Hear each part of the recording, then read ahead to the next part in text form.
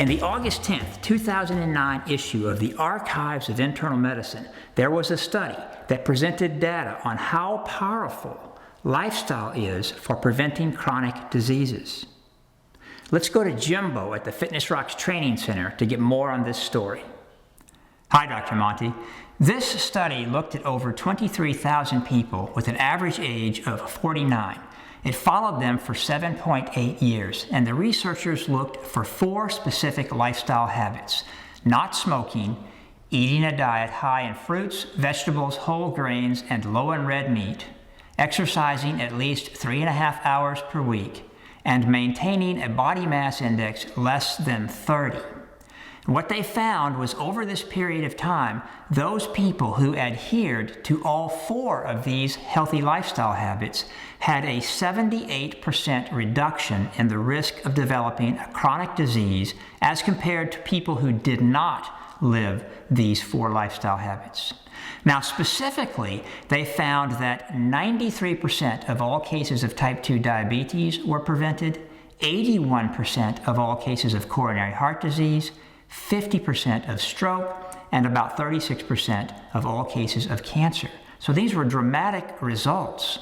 Now, what the researchers also found was that even having one of these healthy lifestyle habits conveyed significant health benefits, and there were increasing benefits for each additional healthy lifestyle habit that a person had.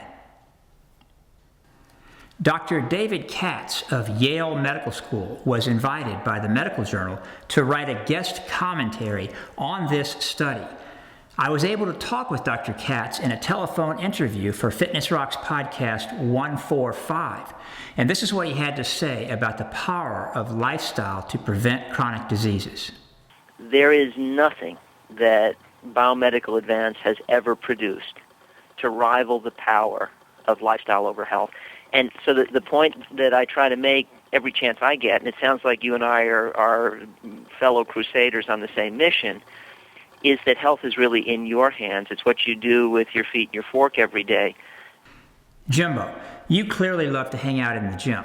What can you tell the audience about the best form of exercise or the best exercise equipment? Well, that's right, Dr. Monty. I do like to hang out in gyms. That's why people call me Jimbo. But you don't need a fancy gym to get the benefits of exercise. One of my favorite pieces of exercise equipment is the bike path in my town. Now, if you don't have a bike path, a sidewalk, or a quiet neighborhood street works just as well. Walking briskly for 30 minutes a day turns out to be a very powerful form of exercise in preventing chronic diseases.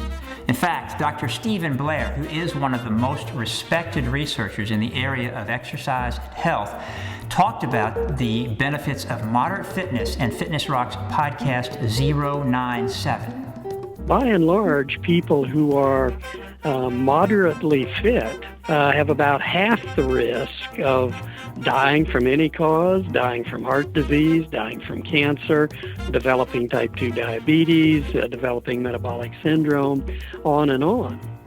Now, in that interview, I asked Dr. Blair, what would a person have to do in order to achieve the moderate levels of fitness that his research has shown to be preventive for chronic diseases like type 2 diabetes, coronary heart disease, cancer, and other forms of chronic diseases? And this is what he had to say. Moderate fitness, as we've defined it in our research, is produced by 30 minutes of moderate intensity physical activity, such as walking, on most days of the week. So brisk walking on a bike path or on a neighborhood street is a great form of exercise. If you like the gym, that's great too. Chef Eat Right. Besides exercise, what we eat is a critically important lifestyle habit. What is your advice on the best diet? Oh, hi, Dr. Monty. Yeah, listen, there has been a lot of confusion about this, and there really shouldn't be, because the research over the past couple of decades has made it very clear that diets high in fruits, vegetables, whole grains, nuts, beans, and low in red meat are associated with low rates of chronic diseases like type 2 diabetes, coronary heart disease, and cancer.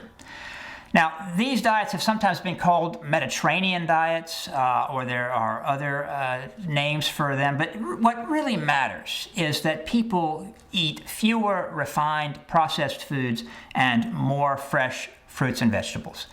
And I hope that's helpful. Thanks, guys. That'll do it for Fitness Rocks Vodcast 001. There are over 160 audio podcasts at the Fitness Rocks website, fitnessrocks.org. Remember, Fitness Rocks is not intended as medical advice, diagnosis, or treatment. If you have a specific medical question or a question about your health, please consult with your primary care doctor. Do not use the information provided on this Fitness Rocks vodcast or on the Fitness Rocks audio podcast or at the Fitness Rocks website without first consulting with your doctor. Until next time, this is Dr. Monty. Have a great workout.